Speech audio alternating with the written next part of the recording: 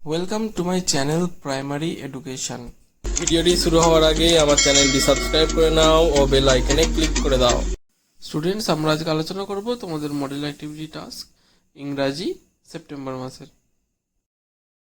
আচ্ছা, শুরু করি। আমাদের প্রথমে একটা প্যাসেজ রয়েছে, দেখো বলেছে read the passage and answer the questions that follow. প্রথমে পড়তে বলেছে এবং তারপরে উত্তর করতে বলেছে। তো চলো আমরা প্যাসেজটি পড়ি। বলছি the forest was dark. Forest অর্থাৎ বন, বনটি ছিল ডার্ক, অন্ধকার। দ্য ডেন্স ট্রিজ অর্থাৎ ঘন গাছেরা ব্লকড সানলাইট, সূর্যের আলোকে আসতে দিচ্ছিল না, ব্লক করে রেখে দিয়েছিল।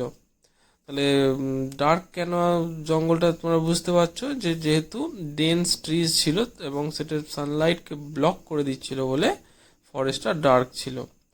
দেয়ার অ্যাপিয়ার্ড এ হিউজ টাইগার। তারপর সেখানে কি এলো, একটা হিউজ টাইগার এলো, একটা বাঘ এলো, বিশাল বড় বাঘ। ইট ওয়াজ লার্জ, এটা লার্জ অর্থাৎ বিশাল বড়, ইয়েলো হলুদ, উইথ ব্ল্যাক স্ট্রাইপস, এবং এর গায়েতে ব্ল্যাক অর্থাৎ কালো, স্ট্রাইপস অর্থাৎ ডোরা কাটা কাটা দাগ ছিল। It looked out of grey eyes at Subal and Madal. It looked out of grey eyes, সে তার ধূসর চোখ দিয়ে সুবল আর মাদলের দিকে দেখছিল। লুকড আউট, দেখা, দেখছিল। বড়ে মিয়া, সুবল সেড উইথ অ। সুবল বড়ে মিয়া বলে উঠলো, সুবল বলে উঠলো বড়ে মিয়া, সেড উইথ অ। অর্থাৎ কি? অর্থাৎ হলো রেসপেক্টের সাথে ভয় করা, ফেয়ার উইথ রেসপেক্ট, মানে সে ভয় পাচ্ছে আবার কিন্তু শ্রদ্ধাও করছে। কিপ কোয়াইট, মাদল সেড সফটলি। মাদল তারপর আস্তে করে বলল, কিপ কোয়াইট, শান্ত থাকো, চুপ করে থাকো। Don't challenge him. Don't challenge him মানে কি বললো, যে তার সাথে ডাইরেক্ট প্রতিরোধে যেও না, চ্যালেঞ্জ করতে যেও না। এবার আমরা আসবো অ্যাক্টিভিটি 1-এ। আনসার দ্য ফলোয়িং কোশ্চেন্স বলেছে, 2x3, প্রত্যেকটিতে 2 নাম্বার করে আছে। ঠিক আছে। প্রথম প্রশ্নটি বলেছে, why was the forest dark. জঙ্গলটি কেন অন্ধকার ছিল? আমি আগেই তোমাদের উত্তরটি বলেছি, যে সেখানে ডেন্স ট্রিজ সানলাইটকে ব্লক করে দিয়েছিল বলে। তাহলে আনসারটি আমরা লিখবো এখানে, দেখো। The forest was dark because the dense trees blocked sunlight. এটা আমরা লিখে দেবো, যে বনটি, দ্য ফরেস্ট ওয়াজ ডার্ক, জঙ্গলটি অন্ধকার ছিল, বিকজ কারণ, দ্য ডেন্স ট্রিজ ঘন বন, ব্লকড সানলাইট সূর্যের আলোককে আসতে দিচ্ছিল না, বাধা দিয়ে দিয়েছিল। ঠিক আছে। পরের প্রশ্নে বলেছে ডেসক্রাইব দ্য টাইগার, অর্থাৎ বাঘটি বর্ণনা দিতে বলেছে, বাঘটি কেমন ছিল। তাহলে আসলে আমরা উত্তরটি দেখে নি কি হবে। The tiger was large, yellow with black stripes. তাহলে আমরা উত্তরটা কি পেলাম, দ্য টাইগার ওয়াজ লার্জ, বাঘটি ছিল অনেক বড়, ইয়েলো হলুদ, উইথ ব্ল্যাক স্ট্রাইপস, যার গায়েতে কি ছিল, কালো কালো ডোরা ডোরা দাগ ছিল। এটা হচ্ছে আনসার। পরের প্রশ্নটি দেখো, সিতে, হোয়াট অ্যাডভাইস ডিড মাদল গিভ টু সুবল। অর্থাৎ মাদল সুবলকে কি পরামর্শ দিয়েছিল। অ্যাডভাইস অর্থাৎ পরামর্শ। দেখো আমরা প্যাসেজেই দেখতে পাবো যে বলেছে কিপ কোয়াইট, মাদল সেড সফটলি, ডোন্ট চ্যালেঞ্জ হিম। তাহলে মাদল সফটলি বলেছিল যে চ্যালেঞ্জ না করতে পারে মিয়াকে, তাই তো। তাহলে এখানে এটাই আমরা আনসারে লিখবো, দেখে নাও। Madal advised Subal not to challenge Baremia. আর মাদল সুবলকে পরামর্শ দিয়েছিল নট টু চ্যালেঞ্জ বারেমিয়া, বারেমিয়াকে চ্যালেঞ্জ না করতে। ওকে স্টুডেন্টস, এবার আমরা আসি অ্যাক্টিভিটি 2, নেক্সট কোশ্চেন। এখানে বলেছে complete the following sentences with words from the passage. এই যে নিচে বাক্যগুলি দেওয়া আছে এগুলিকে সম্পূর্ণ করতে হবে ওই প্যাসেজ থেকেই ওয়ার্ড নিয়ে। তো দেখো এতে কি বলেছে, the dense trees blocked dash. তো তোমরা এখানে লাইনটা তো দেখতেই পাচ্ছ, প্যাসেজে লেখা রয়েছে the dense trees blocked sunlight, তাহলে ড্যাশেতে হয়ে যাবে সানলাইট। দেন বিতে সুবল সেইড উইথ, দেখো এখানে প্যাসেজে এই লাইনটা রয়েছে সুবল সেইড উইথ অ, তাহলে এই শূন্যস্থানে বি এর শূন্যস্থান হয়ে যাবে অ। সিতে মাদল স্পোক ড্যাশ, প্যাসেজে দেখো মাদল সেইড সফটলি, ওই যে সেইড মানেই বলা, স্পোক মানেও বলা, মানে বলেছিল, তাহলে মাদল স্পোক সফটলি, তাহলে সিয়েট শূন্যস্থান হলো সফটলি। এবার আমরা আসি, চলো activity 3, next question. Fill in the blanks with present continuous tense from the verb given in brackets. 1 নম্বর করে আছে 3টে, অর্থাৎ কি বললো না, এখানে আমাকে ভার্বের প্রেজেন্ট কন্টিনিউয়াস টেন্স দিয়ে শূন্যস্থান পূরণ করতে হবে। তো তার আগে আমরা জেনে নেব যে প্রেজেন্ট কন্টিনিউয়াস টেন্স কি। এটার ওপরে আমার আলাদা করে ভিডিও আছে, দেখো তোমরা ওপরে আই বাটনে ক্লিক করে দেখতে পারো সেই ভিডিওটি। এর উপরে 2টি ভিডিও আমার তৈরি করা আছে। তাও তোমাদেরকে আমি জাস্ট একটা জিস্ট বলে দিই যে প্রেজেন্ট কন্টিনিউয়াস টেন্স দেখতে কেমন হয় এবং কাকে বলে।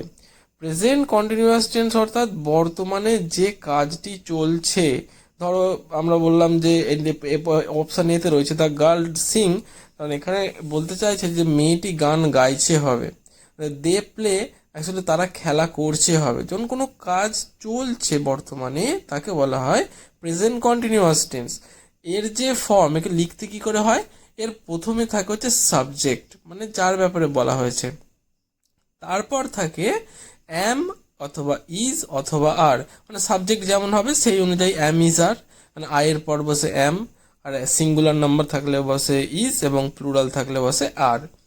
তারপর ভার্বের সাথে দিতে হবে আইএনজি। ভার্ব ধরো এখানে সিং, তাহলে এখানে সিংয়ের সাথে আইএনজি সিঙ্গিং, ঠিক আছে। ভার্বের সাথে আইএনজি, শেষে যদি কোনো অবজেক্ট থাকে তাহলে শেষে আমাকে দিতে হবে তার অবজেক্ট। তাহলে আমরা আসি প্রথম প্রশ্নে। এতে দেখো বলছে দ্য গার্ল ড্যাশ, ব্যাকেটে ভার্বটি দিয়ে রয়েছে সিং। তো দ্য গার্ল মানে একটি মেয়ের কথা বলেছে, এখানে সিঙ্গুলার নাম্বার, দ্য গার্ল হয়ে গেল সাবজেক্ট। তারপরে বলেছি অ্যাম অথবা ইজ অথবা আর, তাহলে দ্য গার্ল যেহেতু একা, সে তারপরে বসবে ইজ, দ্য গার্ল ইজ। তারপরে বলেছি ভার্বের সাথে আইএনজি, তাহলে সিং এর সাথে আইএনজি একসঙ্গে দিলে কি হবে, সিঙ্গিং। তাহলে পুরো লাইনটি কি হলো, দ্য গার্ল ইজ সিঙ্গিং, অর্থাৎ মেয়েটি গান গাইছে। তারপরে বিতে দে ড্যাশ প্লে, দে মানে তারা, তারা এখানে সাবজেক্ট, দে মানে অনেকজন, তাই তো, মানে তারা, তারা তো এখানে অনেকজন, তাহলে দে এর পরে বসবে আর, তাহলে দে আর প্লে এর সাথে আইএনজি দিলে হয়ে যাবে প্লেয়িং, অর্থাৎ পুরো লাইনটি হলো দে আর প্লেয়িং, অর্থাৎ তারা এখন খেলছে। তারপর অপশন সিতে রয়েছে দ্য স্টুডেন্টস ড্যাশ রাইট বলেছে। দ্য স্টুডেন্টস অর্থাৎ ছাত্রছাত্রীরা কি করছে, দ্য ছাত্রছাত্রীরা তাহলে অনেকজন ছাত্রছাত্রী, the students are writing, the students are writing, অর্থাৎ ছাত্রছাত্রীরা এখন লিখছে। এবার আমরা চলে আসছি আমাদের শেষ প্রশ্ন অ্যাক্টিভিটি 4-এ। Write 5 sentences on tigers. টাইগারকে নিয়ে অর্থাৎ বাঘকে নিয়ে 5টি বাক্য লিখতে বলেছে, এটি 8 নাম্বার আছে। তো চলো আমরা শুরু করি। আনসারটি এখানে আমি পুরোটা লিখে দিয়েছি, দেখো। A tiger is a wild animal, একটি বাঘ হলো একটি বন্য পশু। It has yellow body colour with black stripes. It has yellow body colour মানে এর আছে কি ইয়েলো, হলুদ বডি কালার, তার দেহের যে রংটা হলুদ, উইথ ব্ল্যাক স্ট্রাইপস যাতে কালো কালো ডোরা টানা দাগ থাকে। It is a flash eating animal, এটি হলো একটি মাংসাশী প্রাণী, ফ্লেশ মানে মাংস, flash eating animal. It has 4 legs, এটির 4টি পা আছে। স্ট্রং পজ, শক্তিশালী থাবা আছে। উইথ শার্প নেলস, যাতে ধারালো নখ আছে। Female tigers are called tigress, যে মেয়ে বাঘিনী তাদেরকে বলা হয় tigress. And their baby is called cub, এবং যে বাঘের যে বাচ্চা তাদেরকে বলা হয়ে থাকে cub. Tiger is our national animal, বাঘেরা হলো আমাদের জাতীয় পশু। স্টুডেন্টস, তাহলে আমরা শুরু করি মডেল অ্যাক্টিভিটি টাস্ক 4th শ্রেণী গণিত। প্রথমে যে প্রশ্নটি বলেছে দেখো, নিচের প্রশ্নগুলির উত্তর লেখো। 1-এর দাগের বলেছে বহুমুখী উত্তরধর্মী প্রশ্ন এমসিকিউ। তার মধ্যে কয়েকটা দেখি, এখানে 4টি করে অপশান দেওয়া আছে, তার মধ্যে যেটি ঠিক আমাকে সেটি করতে হবে। তো প্রথম যে প্রশ্নটি আমাদের রয়েছে, লব হর থেকে 2 কম, ভগ্নাংশটি হলো। তার আগে আমরা কি করব, ভগ্নাংশের কনসেপ্টটা জেনে নিই যে একটি ভগ্নাংশের মধ্যে ওপরে যেটা থাকে ওপরের অংশটিকে আমরা কি বলে থাকি? ওপরের অংশটাকে আমরা বলে থাকি লব, আর নিচের অংশটিকে আমরা বলে থাকি হর। তাই তো তোমরা এটা জানো নিশ্চয়ই, যে ওপরের অংশটা লব, নিচের অংশটা হর। এখানে বলেছে লব হর থেকে 2 কম, অর্থাৎ ওপরের অংশটি নিচের অংশ থেকে 2 কম হবে। তো আসো আমরা অপশানগুলি টেস্ট করে নিই। প্রথম যে অপশানটি বলেছে 5-এর 3, 5-এর 3 আমরা উপরে যে লব সেটি হরের থেকে 2 বড়, তাহলে এটি হবে না। অপশান বিতে রয়েছে 7-এর 5, এই ক্ষেত্রেও দেখো একই, ওপরে রয়েছে 7, নিচে রয়েছে 5, এখানে লব হরের থেকে 2 বড়, কিন্তু আমাদের ছোট জানতে চেয়েছে। অপশান সিতে দেখো, অপশান সিতে রয়েছে 3-এর 5, 3-এর 5, এখানে 5-এর থেকে 3 কিন্তু 2 কম, অর্থাৎ ওপরের লব নিচের হরের থেকে 2 কম, এটি উত্তর হতে চাইছে। তার আগে আমরা অপশান ডিও দেখে নিই। 2-এর 7, 2-এর 7 তো 7-এর থেকে 2 তো অনেক ছোট, এটি হবে না। তাহলে আমরা এখানে আনসার কি পেলাম? আমরা এখানে আনসার পেলাম 1-এর দাগের সি, 3-এর 5। এরপরে আসি আমরা নেক্সট কোশ্চেন। নেক্সট কোশ্চেন খতে আমাকে বলেছে 4-এর 9 অংশ রং করা অংশটির চিত্রটি হলো।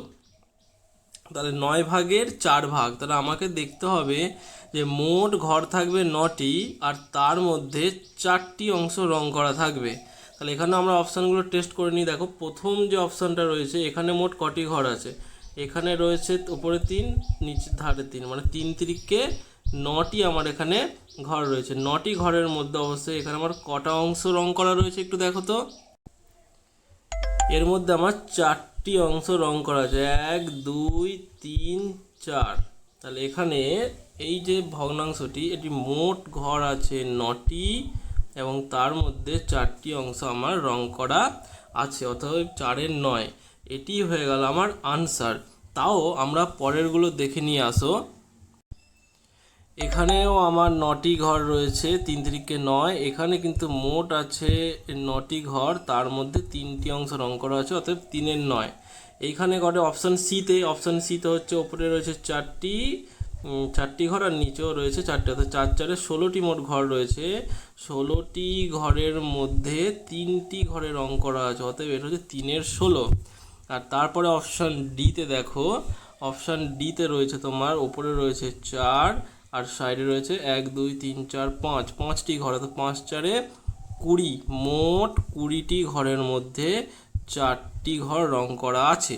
তাহলে এখান থেকেই আমরা বুঝতে পারছি যে আমার উত্তরটি হবে ক্ষয়ের এ, 4-এর 9 অংশ।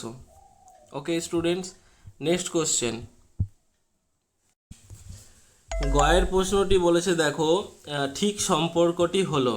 এখানে 4টি অপশানে আমরা দেখতে পাচ্ছি মিটারের সাথে সেন্টিমিটারের সম্পর্ক চাওয়া হয়েছে। তো আমরা জানি মিটারের সঙ্গে সেন্টিমিটারের কিসের সম্পর্ক। দেখো কিলোমিটার হেক্টোমিটার যদি আমরা ধরি, কিলোমিটার হেক্টোমিটার ডেকামিটার মিটার, মিটারের ঠিক 2 ঘর পর ডেসিমিটার সেন্টিমিটার, অর্থাৎ মিটারের 2 ঘর ডান দিকে থাকে সেন্টিমিটার। তাই আমরা জানি যে এক মিটার সমান 100 সেন্টিমিটার হয়, তাই তো? 1 মিটার সমান 100 সেন্টিমিটার। এবার এখানে আমার যে প্রথম অপশানটি দিয়েছে দেখো, 1 মিটার, এই যে প্রথম অপশানটি দিয়েছে 1 মিটার গ্রেটার দেন 100 সেন্টিমিটার, এটা তো বলেছে 1 মিটার 100 সেন্টিমিটারের থেকে বেশি, তাহলে এটা অবশ্যই নয়। অপশান বিতে বলেছে দেখো 1 মিটার 100 সেন্টিমিটার থেকে লেস দেন, এখানে বলেছে 100 সেন্টিমিটারের থেকে 1 মিটার কম, এটাও নয়, যেহেতু আমরা জানি যে 1 মিটার সমান 100 সেন্টিমিটার। তাই অপশান সিতে দেখো এটি রয়েছে, অপশান সি, 1 মিটার সমান 100 সেন্টিমিটার।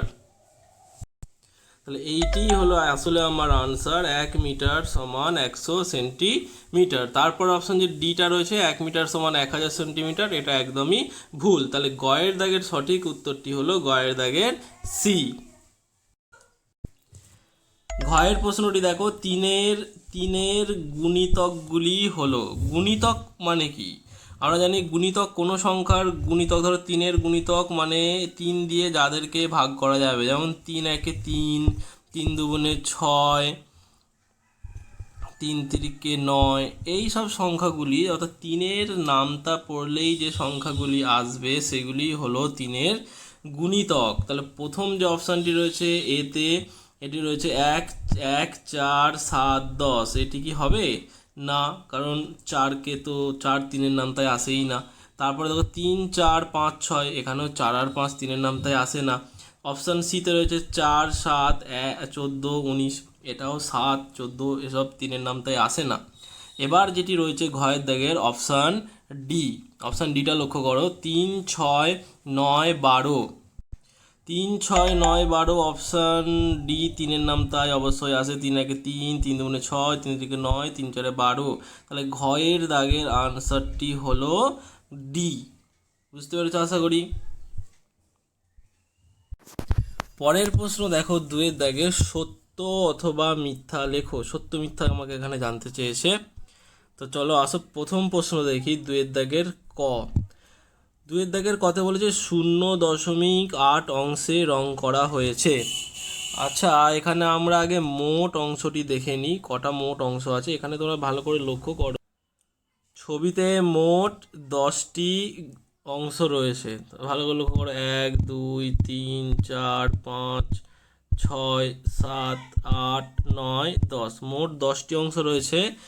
তাহলে মোট অংশ কটি হলো? মোট অংশ হলো আমার 10টি। এর মধ্যে রং করা হয়েছে কটি অংশ? ভালো করে লক্ষ্য করে, 2টি অংশে আমার রং করা হয়েছে। তাহলে 2-এর 10, 2-এর 10কে আমি যদি দশমিক ভগ্নাংশে পরিণত করি, আমার আসবে 0.2, 0.2 অংশ। কিন্তু এখানে বলেছে 0.8 অংশে রং করা হয়েছে। অতএব এই যে তথ্যটি, এটি অবশ্যই মিথ্যা। তাহলে প্রথম যে 2-এর দাগের কটি হলো মিথ্যা। এরপরে আমরা চলে আসব 2-এর দাগের খ। 2-এর দাগের খতে কি বলেছে? লব 1 এবং হর 4 হলে ভগ্নাংশটি হলো 4-এর 1। আমি তোমাদের কিছুক্ষণ আগেই বলেছিলাম যে একটি ভগ্নাংশের মধ্যে ওপরের অংশটিকে বলা হয় লব, নিচের অংশটিকে বলা হয় হর। তাহলে ওপরে লব 1, তাহলে ওপরে বসবে 1, আর নিচে হর হচ্ছে 4, তাহলে নিচে বসবে আমার 4। তাহলে আমার ভগ্নাংশটি হচ্ছে 1-এর 4, কিন্তু এখানে বলেছে ভগ্নাংশটি হলো 4-এর 1। তাহলে অবশ্যই এই তথ্যটিও এখানে মিথ্যা বলা হয়েছে। এটি হলো মিথ্যা। এর পরের প্রশ্নে আসি, গ। গয়ের দাগের বলেছে 4-এর 8 অংশটি হলো 5-এর 8 অংশটি থেকে 1 কম। তাহলে আসো আমরা দেখি কম কিনা। তাহলে এখানে বড়টি হলো 5-এর 8, তাহলে আমরা 5-এর 8 থেকে যদি বাদ দিই 4-এর 8 অংশ, তাহলে তোমরা কত পাবে? তাহলে তোমরা পাবে, দেখো নিচে দুজনেরই 8, অতএব 8ই থাকলো, আর উপরে 5, 5 বিয়োগ 4 সমান 1-এর 8 অংশ কম। কিন্তু এখানে বলেছে 1 কম, 1 কম তো নয়, 1-এর 8 অংশ কম। তাহলে এই অপশনটি, এখানে যে তথ্যটি দেওয়া আছে, এটিও হলো মিথ্যা। এবার আসি ঘ। 1-এর 5 যুক্ত 3-এর 5 যোগফলটি হলো, তাহলে 1-এর 5 আমরা যোগ করি। এখানে 1-এর 5 যোগ 3-এর 5, তাহলে আমার নিচে যেহেতু দুজনেরই 5, তাই নিচে থাকলো আমার 5, আর উপরে থাকলো 1 যুক্ত 1 যোগ 3, তাহলে কত হলো? এখানে সমান দিয়ে দিই, সমান 3 আর 1 যোগ হলে হলো 4, আর নিচে হলো আমার 5। তো 4-এর 5, কিন্তু এখানে আমাকে কি বলেছে? এখানে আমাকে বলেছে 5-এর 4। তো এখানে এই অপশানটিও এখানে মিথ্যা প্রমাণিত হলো। তাহলে এখানে চারটি যে স্টেটমেন্ট দেওয়া ছিল, চারটি স্টেটমেন্ট এখানে কিন্তু মিথ্যা।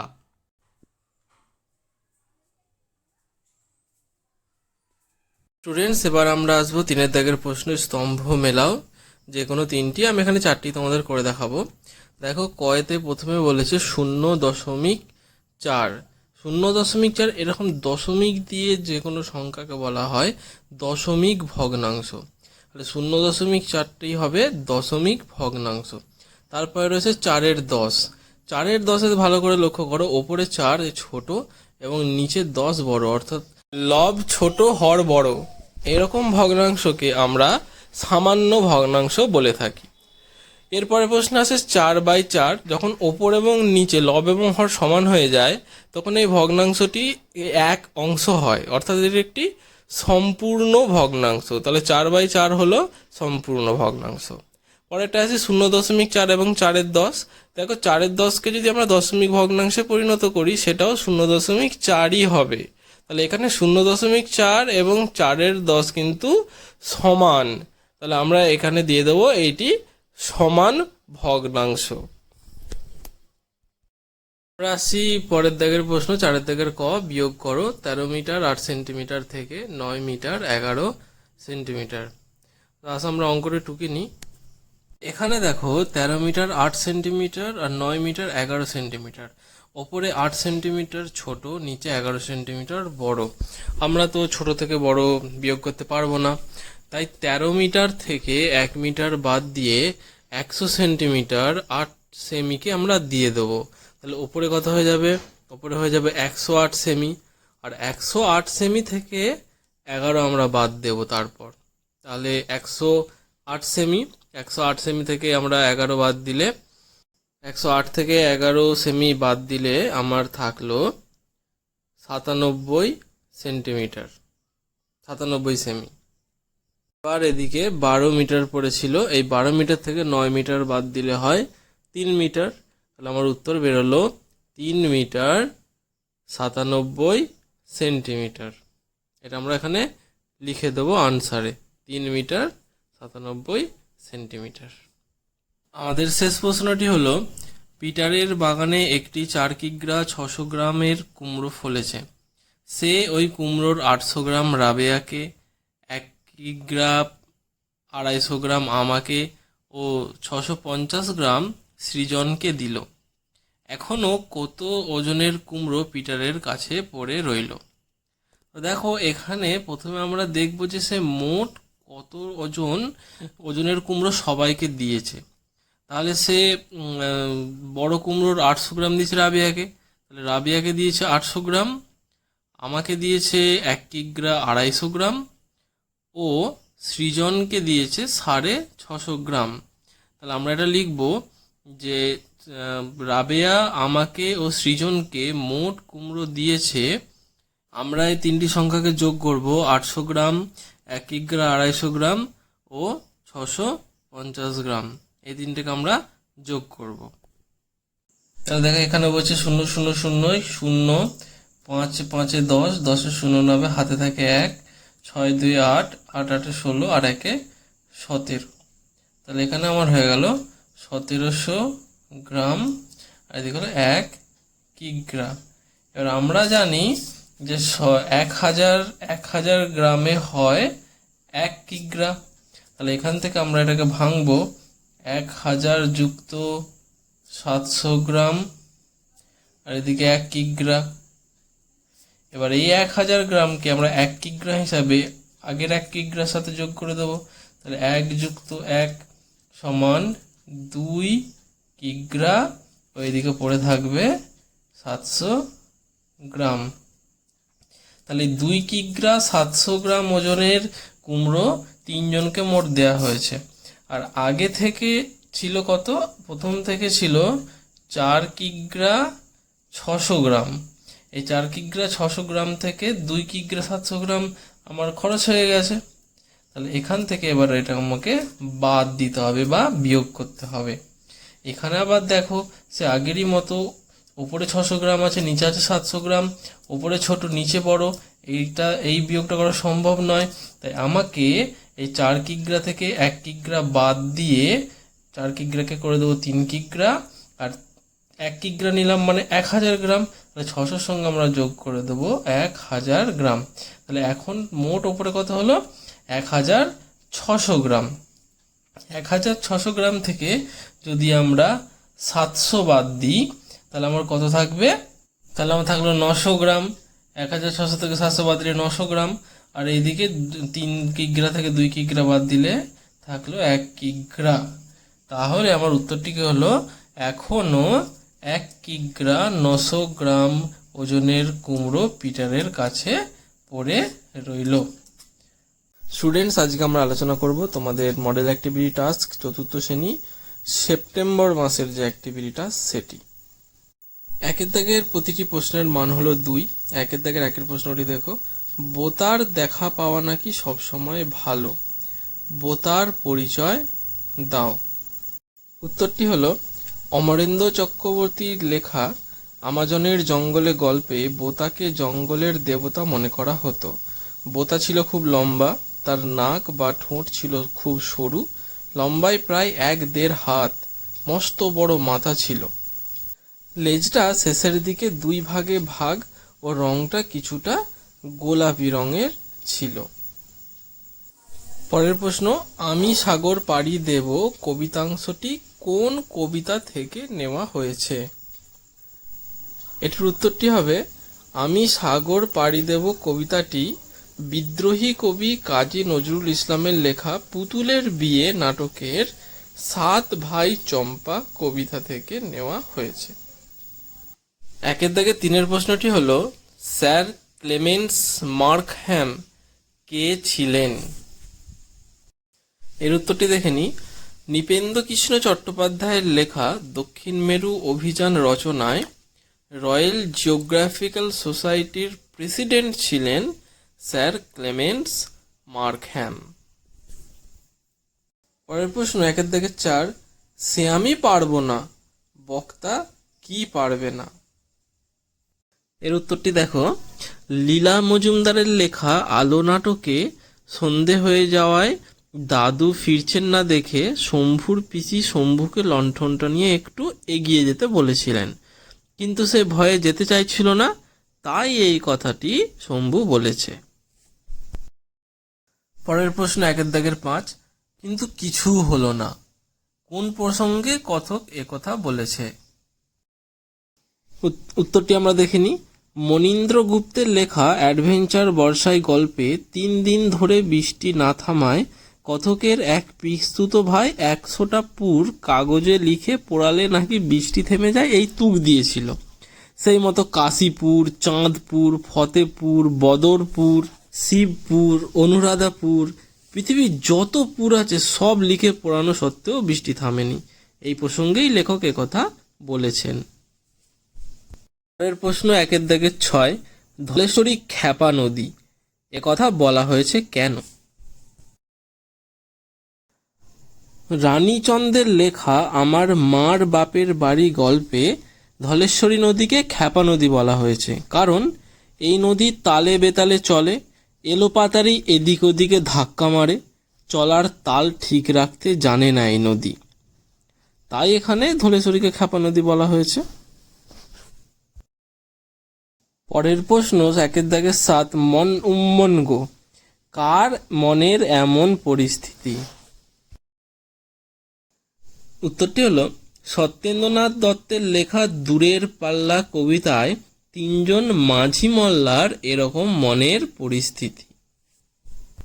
এরপর আমরা আসবো 2 দাগের প্রশ্ন। এখানে প্রতিটি প্রশ্নের মান 3। 2 দাগের 1 দেখো, উবা আমার চোখের দৃষ্টি চেয়ে বুঝতে চায়, উবা কি বুঝতে চায়? উত্তরটি হবে, অমরেন্দ্র চক্রবর্তীর লেখা আমাজনের জঙ্গলে গল্পে উবা লেখকের চোখের দৃষ্টি দেখে বুঝতে চায় যে তিনি কে, কোথা থেকে এসেছেন এবং কোন পৃথিবীর মানুষ তিনি ও সেখানকার পৃথিবীটা কি রকম।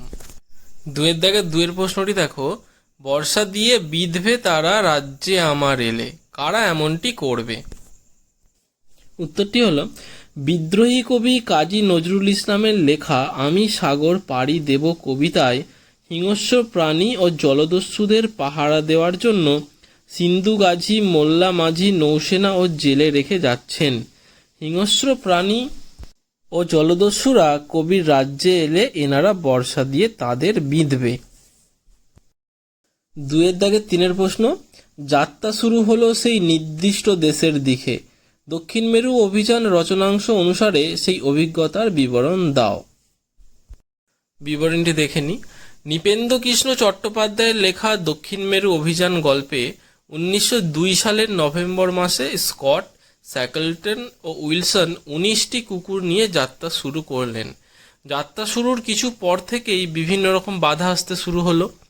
ওনারা যাওয়ার পথে প্রত্যেকটা তাঁবুতে কিছু খাবার রেখে যেতেন এবং পতাকা গুঁজে রাখতেন, যাতে করে ফেরার সময় সেই খাবারগুলো খাওয়া যাবে ও ফেরার পথে নিশানাও হবে। তীব্র ঝড়ের কারণে এগোতে না পেরে ওনারা ফিরতে লাগলেন। ফেরার পথেও অনেক কষ্ট করে ওনারা শেষে এডওয়ার্ড দ্বীপে ফিরে এলেন। এটি ছিল পুরোর বর্ণনা। পরের প্রশ্ন 2 দাগে 4, আলো নাটকে বাঁদুরের গানের বক্তব্যটি কি?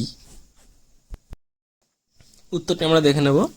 লীলা মজুমদারের লেখা আলো নাটকের বাঁদুরের গানের বক্তব্যটি হলো, কালো ডানা মেলে আছে তারা, আঁধারে তাদের দাঁতের সারি জ্বলছে, আলোহীন সোদা গন্ধবদ্ধ গুহায় তারা আছে এবং সেই ভয়ের জয়গান তারা গাইছে।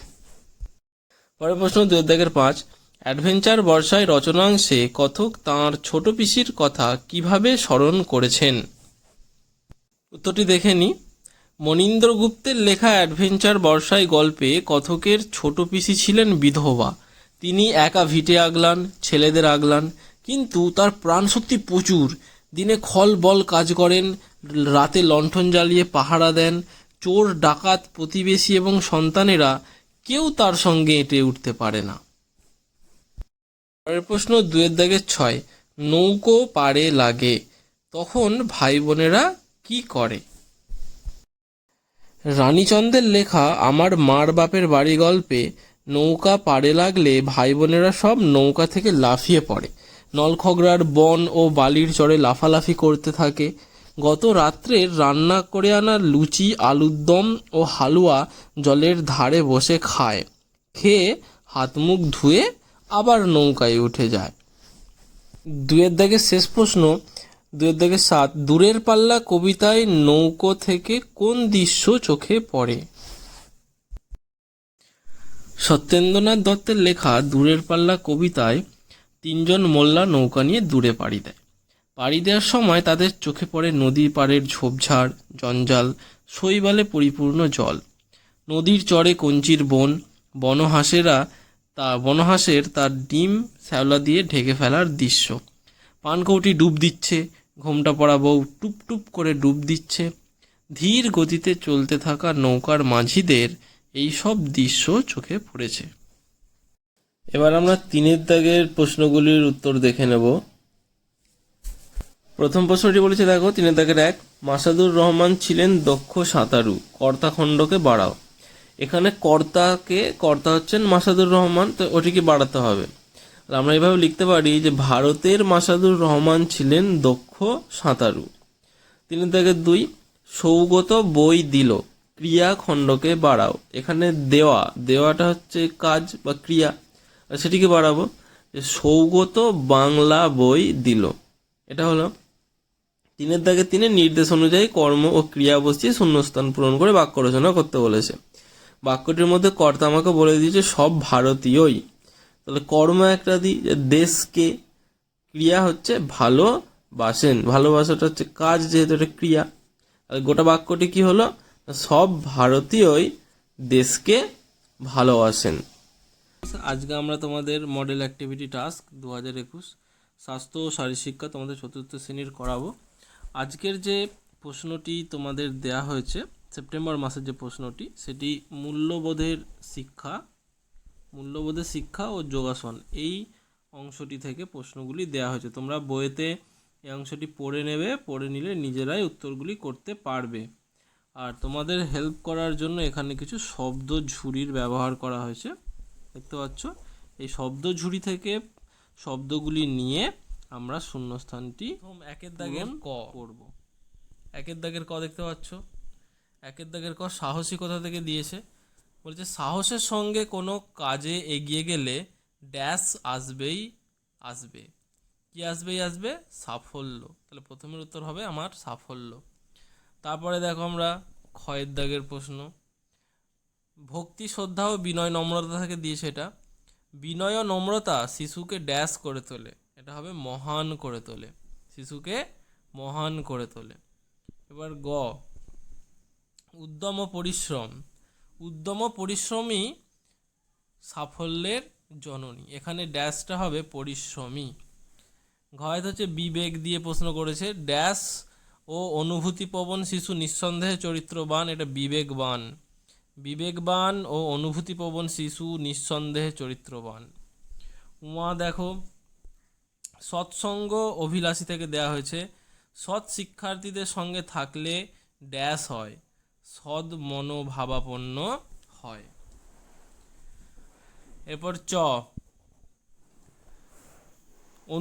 অনুসন্ধিৎসা, অনুসন্ধিৎসা থেকে দেওয়া আছে, দেখো অনুসন্ধিৎসার মানসিকতা সাফল্যের মূল চাবিকাঠি। ছয়ের দাগের প্রশ্ন, সাফল্যের ত্যাগ, ত্যাগেই মহত্ব, ত্যাগেই আছে আনন্দ। ইয়, ধৈর্য থেকে দেওয়া হয়েছে প্রশ্নটা, ধৈর্যশীলরা কোথাও কোনো দিন ড্যাশ হয় না, এখানে হবে পরাজিত হয় না। এরপর তোমাদের ঝয়ের দাগের প্রশ্ন, দৃঢ়তা। ঝয়ের প্রশ্নটা যে দৃঢ়তা থেকে, যে কোনো কাজ করার ড্যাশ নিয়ে এগিয়ে গেলে সে কাজ অবশ্যই সম্পন্ন হবে, এই উত্তরটি হবে দৃঢ়তা। যে কোনো কাজ করার দৃঢ়তা নিয়ে এগিয়ে গেলে সে কাজ অবশ্যই সম্পন্ন হবে। ঠতে বলেছে দেখো আত্মবিশ্বাস, নিজেকে বিশ্বাস ও নিজের প্রতি আস্থা রেখে আদর্শ ড্যাশ হওয়া যায়, আদর্শ মানুষ হওয়া যায়। টতে বিচার বুদ্ধি সম্পন্ন হওয়া, মানুষের সঙ্গে ড্যাশ করে চিন্তা শক্তি বাড়াতে শেখা, মানুষের সঙ্গে মেলামেশা করে চিন্তা শক্তি বাড়াতে শেখা। ঢতে দেখো শৃঙ্খলাবোধ, চরিত্রবান শিক্ষার্থীকে অবশ্যই ড্যাশ হতে হবে, চরিত্রবান শিক্ষার্থীকে অবশ্যই শৃঙ্খলা পরায়ণ হতে হবে। এরপরে প্রশ্ন ডয়েরটা দেখো শিষ্টাচার থেকে দিয়েছে, যে ভদ্রতা ড্যাশ ও শিষ্টাচার দ্বারা চরিত্র সংশোধন হয়, এখানে উত্তরটি হবে নম্রতা, তাহলে ভদ্রতা নম্রতা, ঠিক আছে। আর তয়ের প্রশ্ন আত্মসংযম থেকে দেওয়া হয়েছে, ড্যাশ মনের একাগ্রতা আনে, আত্মসংযম মনের মধ্যে একাগ্রতা আনে। মূর্ধন্য সহযোগিতা ও সমানুভূতি থেকে, সহযোগিতা ও সমানুভূতি সম্পন্ন শিশু চরিত্রবান হবে, তাহলে এখানে উত্তরটি হলো শিশু। এই শব্দঝুড়ি থেকে সমস্ত ওয়ার্ডগুলো আমরা ইউজ করে এগুলি করে নিলাম। এরপরে আসবো আমরা দুয়ের দাগের প্রশ্নে। দেখো দুয়ের দাগের যে দুটি আমরা ছবি দেখতে পাচ্ছি, কয়ের দাগের ছবি, এই ছবিটা কোন ব্যায়ামের ছবি, কোন যোগাসনের ছবি? এটা হলো অর্ধচন্দ্রাসন, অর্ধচন্দ্রাসন, অর্ধেক যেন চাঁদের মতো বেঁকে রয়েছে বলে এই নামটি দেওয়া হয়েছে। আর তারপরে ক্ষয়ের যে যোগাসনটি রয়েছে তার নাম হচ্ছে উৎকটাসন। কি নাম? উৎকটাসন। তারপরে গয়াতে বলছি তুমি যে আসনটি সবচেয়ে ভালো অনুশীলন করতে পারো সে আসনটির নাম লিখতে বলেছে। তো আমি আমারটা লিখেছি যে চক্রাসন। তোমরা যে আসনটি সবথেকে ভালো পারো সেই আসনটি লিখবে। তাহলে স্টুডেন্ট শুরু করা যাক মডেল অ্যাক্টিভিটি টাস্ক, চতুর্থ শ্রেণী আমাদের পরিবেশ। তোমাদের এটি সেপ্টেম্বর মাসের অ্যাক্টিভিটি টাস্ক। তার আগে তোমাদের বলি, তোমরা যারা যারা আমার ক্লাস অ্যাটেন্ড করছো তারা প্লিজ তোমাদের আমার কমেন্ট বক্সে তোমরা তোমাদের নাম লিখে পোস্ট করো, যাতে করে আমরা বুঝতে পারি তোমরা কে কে আমার ক্লাসটি করছো। আমাদের দেখো একের দাগে শূন্যস্থান পূরণ করো, 1 নাম্বার করে আছে 3টি প্রশ্ন। প্রথম যে প্রশ্ন একের দাগের একে, পৃথিবীর ড্যাশ হলো চাঁদ। আমরা জানি পৃথিবীর একটি মাত্র উপগ্রহ আছে যেটি হলো চাঁদ, তাহলে এখানে উত্তরটি হবে পৃথিবীর উপগ্রহ হলো চাঁদ। চাঁদকে কেন পৃথিবীর উপগ্রহ বলা হয়? কারণ গ্রহের চারিদিকে যারা ঘোরে তাদেরই বলা হয় উপগ্রহ। তাহলে পৃথিবী হলো একটি গ্রহ, আর পৃথিবীর চারিদিকে শুধুমাত্র চাঁদ প্রদক্ষিণ করে, তাই পৃথিবীর উপগ্রহ হলো চাঁদ। তারপর একের দাগে 2, তরল দাহ্য বস্তুর একটি উদাহরণ হলো। তরল দাহ্য বস্তু, তরল পদার্থ মানে যেন জলের মতো যেটি পদার্থগুলি, দাহ্য বস্তু বলেছে, দাহ্য বস্তু অর্থাৎ যেগুলোকে আমরা জ্বালালে সহজেই জ্বলবে। তাহলে এটা তোমরা নিশ্চয়ই বাড়িতে তোমাদের কেরোসিন তেল দেখেছো, বা গাড়িতে যে পেট্রোল ভরানো হয়, পেট্রোলও একটি দাহ্য বস্তু বা ডিজেল হতে পারে। তোমরা এখানে তরল দাহ্য বস্তুর একটি উদাহরণ লিখে দেবে, কেরোসিন তেল অথবা পেট্রোল। পরের প্রশ্নে আসি, একের দাগে 3, ভারতের ড্যাশ গুহাচিত্র দেখতে পাওয়া যায়। গুহাচিত্র মানে কি? গুহাচিত্র অর্থাৎ হলো গুহার ভেতরে আদিমকালের মানুষেরা যে সমস্ত ছবি এঁকেছিল সেগুলিকেই বলা হচ্ছে গুহাচিত্র।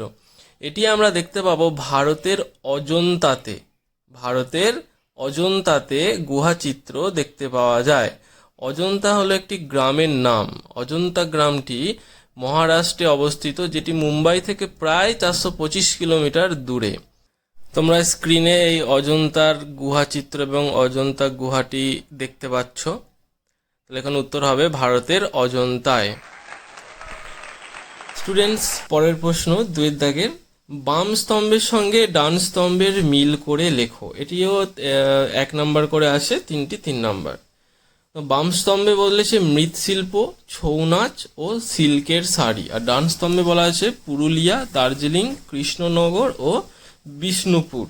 দেখো, প্রথম যেটি রয়েছে 2 দাগের 1, মৃৎশিল্প। মৃৎশিল্প অর্থাৎ মাটির শিল্প। মাটির শিল্প কোথায় বিখ্যাত? মাটির শিল্প বিখ্যাত হচ্ছে কৃষ্ণনগরে। কৃষ্ণনগরের মাটির পুতুল খুব বিখ্যাত। মাটির যে কোনো রকম শিল্প কৃষ্ণনগরে খুব বিখ্যাত। তারপরে যে ছৌ নাচ, ছৌ নাচ তোমরা জানো ছৌ নাচ কি? ছৌ নাচ তোমরা এই ছবিতে দেখতে পাচ্ছ। এটি পুরুলিয়া জেলার একটি বিখ্যাত নাচ। এই ছৌ নাচে দেখো এরকম মুখোশ পরে, বিভিন্ন রকম মুখোশ পরে একটা নৃত্য হয়, একে ছৌ নাচ বলা হয়। তারপরে 2 দাগে 3, সিল্কের শাড়ি। সিল্কের শাড়ি বিখ্যাত হলো বিষ্ণুপুরে। বিষ্ণুপুরের সিল্কের শাড়ি আমাদের জগৎ বিখ্যাত শাড়ি। তাহলে অপশানগুলি কি কি হলো? তাহলে মৃৎশিল্প, মৃৎশিল্প হলো কৃষ্ণনগর, ছৌ নাচ হলো পুরুলিয়া ও সিল্কের শাড়ি হলো বিষ্ণুপুর। এবার আসি 3 দাগের প্রশ্নে।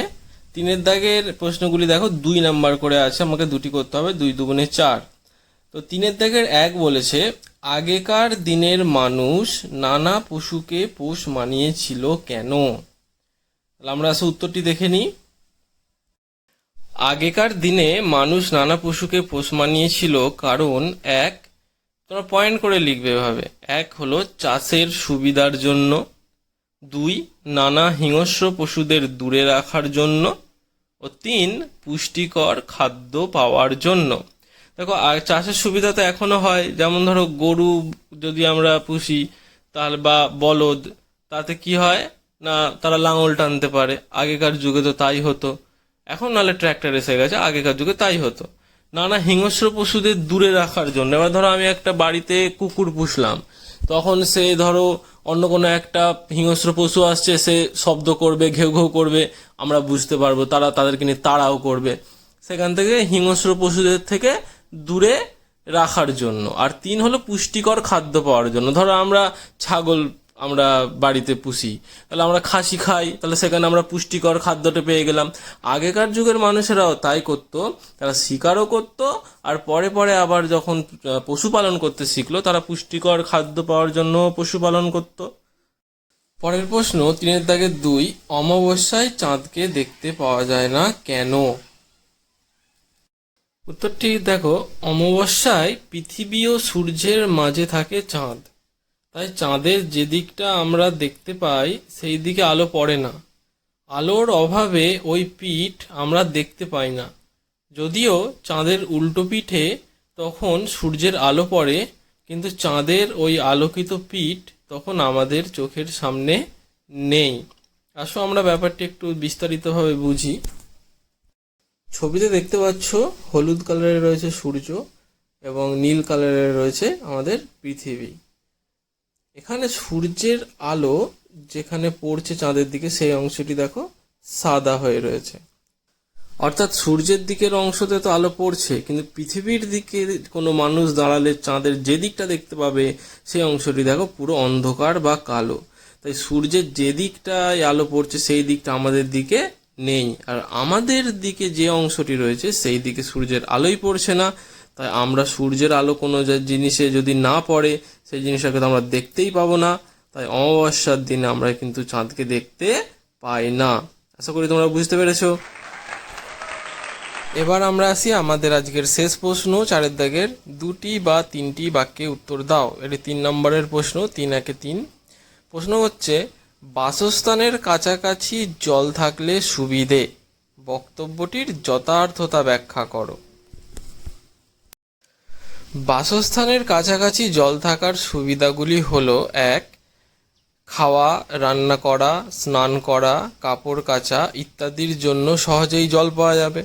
অবশ্যই আমরা খাওয়া যে রান্নার জল বা খাবার জল, স্নান করার জল, এগুলো খুব কাছ থেকে আমরা পেয়ে যাব, আমাদের দূরে কোথাও যেতে হবে না।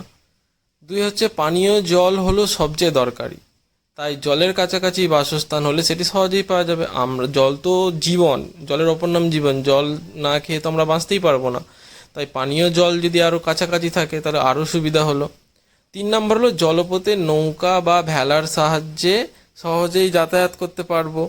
তাহলে ধরো একটি নদীর সামনে আমাদের বাড়ি, তো সেখানে আমরা নৌকা নিয়ে বা আগেকার যুগে মানুষেরা ভেলা ইউজ করতো, এখন খুব একটা হয় না, সেই ভেলার সাহায্যে কাছাকাছি কোথাও আমরা সহজেই যেতে পারি। 4 নম্বর হলো ক্ষেতে সহজেই জল দেয়া যাবে। এবার ধরো নদীর সামনে আমাদের একটা ক্ষেত হলো, কোনো একটা চড়া, সেখানে সবজি চাষ হচ্ছে বা ফুল চাষ হচ্ছে, সেখানে খুব সহজেই ওই নদী থেকে আমরা জল দিতে পারবো। আর সবশেষ পয়েন্ট 5 নম্বর হচ্ছে আমরা মাছ ধরতে পারবো। ধরো কোনো পুকুরের ধারে বা নদীর ধারে যদি আমাদের বাড়ি থাকে, সেখানে আমরা সহজেই মাছও ধরতে পারবো, মাছ ধরে খেতে পারবো। তাহলে এই সমস্ত সুবিধা আমরা পাবো যদি আমরা জলের সামনে বা জলের কাছাকাছি বাসস্থান করি।